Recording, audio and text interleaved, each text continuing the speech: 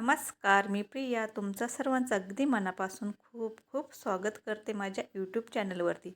तर आज आपण बघणार आहोत खमंग कुरकुरीत भजी आणि दह्याची एकदम टेस्टी कढी. या अगोदर तुम्ही कधीही खाल्ली नसेल अशी कढी. तर चला आपण जास्त वेळ न घेता रेसिपीला सुरुवात करूया.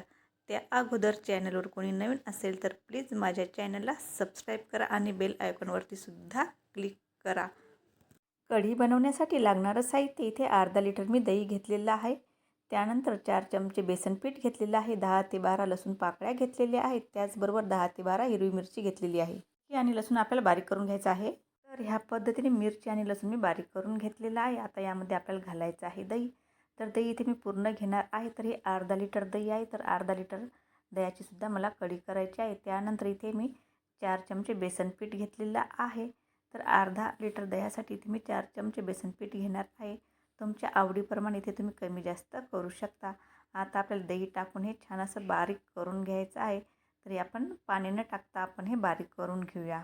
तर बघू शकता तुम्ही बारीक करून झालेलं आहे.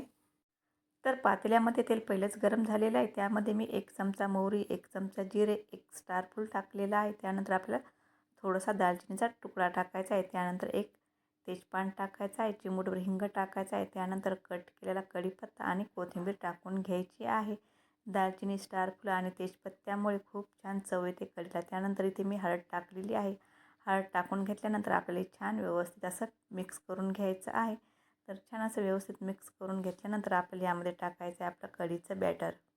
चांगलं मिक्स झाल्यानंतर यामध्ये टाकायचं आहे आपल्याला कढीचं बॅटर.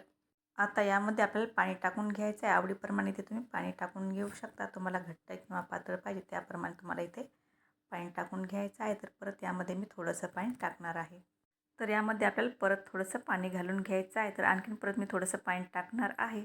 तुमच्या आवडीप्रमाणे यामध्ये तुम्ही पाणी कमी जास्त करू शकता. त्यानंतर चवीनुसार मीठ टाकायचं आहे. त्यानंतर 1 चमचा धने पावडर टाकायची आहे आणि व्यवस्थित चांगलं आता आपल्याला हे फिरवून घ्यायचं आहे. तर हे छान आपण व्यवस्थित फिरून घेऊया. त्यानंतर आपल्याला काय करायचं आहे, फिरून झाल्यानंतर कमी गॅसवरच आपल्याला ही कढी होऊ द्यायची आहे. तर गॅसची फ्लेम मिडियम किंवा मी अजिबात मोठी करणार नाही. कमी गॅसवरच आपल्याला ही कढी शिजू द्यायची आहे. तर गॅसची फ्लेम एकदम कमी आहे.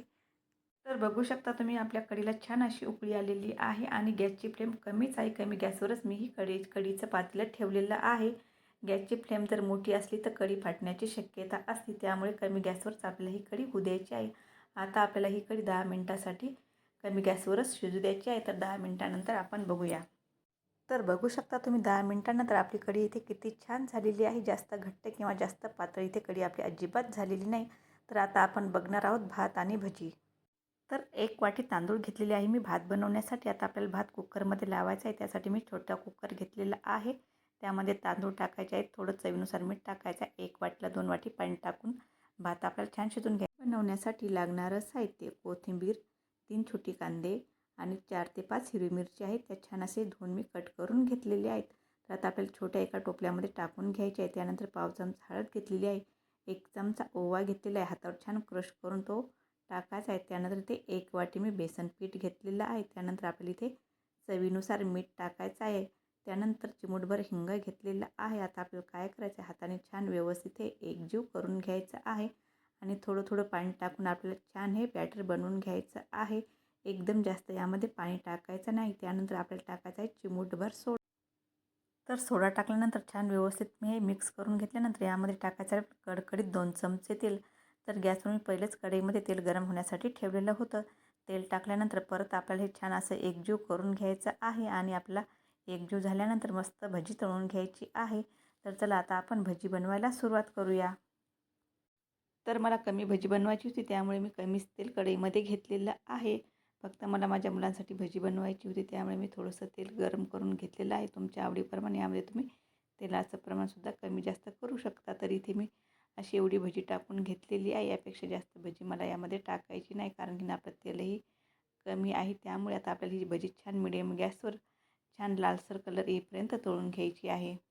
तर थोडासा कलर ब्राऊन झाल्यानंतर आपल्याला ही भजी पलटी करून घ्यायची आहे आणि छान मस्त लालसर कलर येईपर्यंत आपल्याला ही तळून घ्यायची आहे.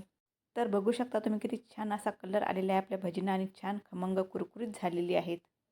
तर बघू शकता तुम्ही किती कुरकुरीत आपली इथे भजी झालेली आहे. तर ह्याच पद्धतीने मी सर्व भजी बनवून घेणार आहे. तर तुम्हाला आजची ही रेसिपी कशी वाटली नक्की मला कमेंट करून सांगा आणि आवडल्यास माझ्या चॅनलला लाईक करा, शेअर करा आणि महत्त्वाचं म्हणजे सबस्क्राईब करायला विसरू नका. धन्यवाद.